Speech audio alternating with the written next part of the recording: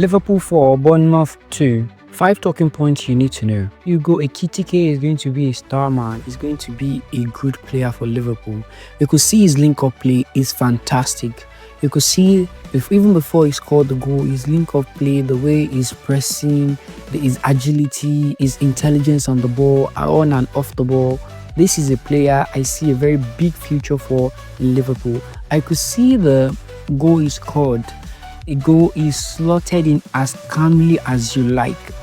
That is the kind of elite striker. That is what we talk about, an elite striker. Before now, we know Darwin Núñez, if Darwin Núñez had that similar chance, there is high probability he would have added power instead of position. What Ekitike did was to add position over power. And then it's a fantastic goal. Even before the goal was scored, you could see the way he tried to dribble past the Bournemouth defender, and he was lucky that the ball ricocheted off the knee, but then he did his homework. With what we've seen so far, one goal against Crystal Palace, one good goal against Bournemouth today. This is a top player. He has had back-to-back goals for Liverpool now, and in competitive games, this is what we call a superstar. Dominic Szoboszlai. This guy is a living machine.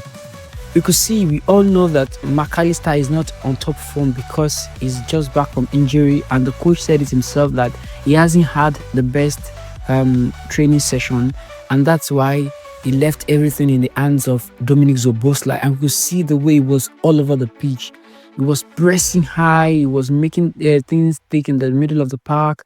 He was just everywhere. In fact, I was amazed by what this guy is capable of doing. The way he was just all over the pitch, running this, running that, doing some tackles, recovery, doing ball recovery. This is a top player, and this is why he's undroppable.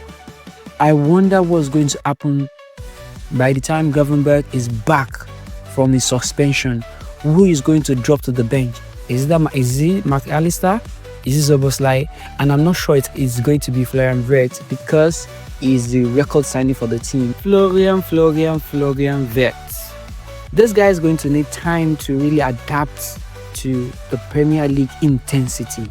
You could see that he lost so many possessions. His play style is too meek for the Premier League. He's intelligent on the ball. He knows what to do with the ball, and he won some possession back, but he was just too meek on the ball, too flexible. Just a notch on his shoulder is down, and his passing range was totally off today. So far so good. I've not really seen the Florian Wirtz of Bayern Leverkusen, but then I just hope and believe that with time is going to improve and is going to gel with the Liverpool team. Just like Caicedo, when he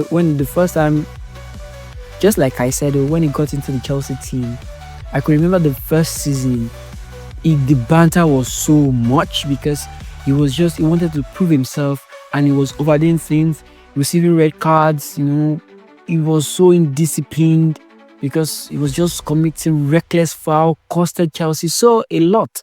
But towards the end of the season, he picked form, and he hasn't looked back since then. So I just believe this is another thing that might be happening to Florian Wirtz, because his game today didn't show any iota of Florian Wirtz that we know in Bayern Leverkusen. Forget about the fact that Salah scored in the dying minute of the game. Salah was totally off in this game. It was totally off. Like misplaced passes. He couldn't dribble past this man. What is up with Salah? I don't understand. And we saw this throughout the preseason. He was nowhere to be found during the preseason games. And like I always say, preseason is an insight to what is going to happen to your season. So Mo Salah himself didn't show up during the preseason. Neither did he show up in this game, not until the last minute of the game. Although the goal is a fantastic goal, scored by an elite striker and an experienced attacker. Just looking at the way he held the ball, look at the angle he puts the ball, even with his weaker foot. Federico Chiesa. Federico, my man, this is what we are talking about. Federico Chiesa needs more game time. He needs more game time. Last season was not his best because he was just coming back from injury, and Juventus were so bad that they didn't even allow him train during the preseason, and he didn't have any match fitness going into the new season. He came into the new season without playing a single preseason game.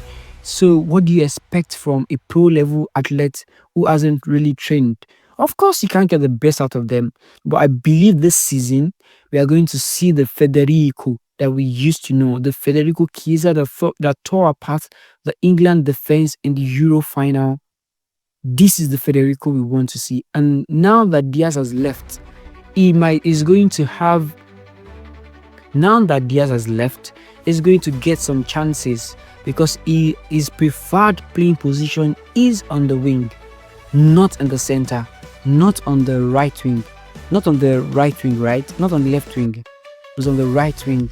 He likes to play from the 7, from the number 7, not as an attacker. Whenever he's playing as an 11, he doesn't really perform well.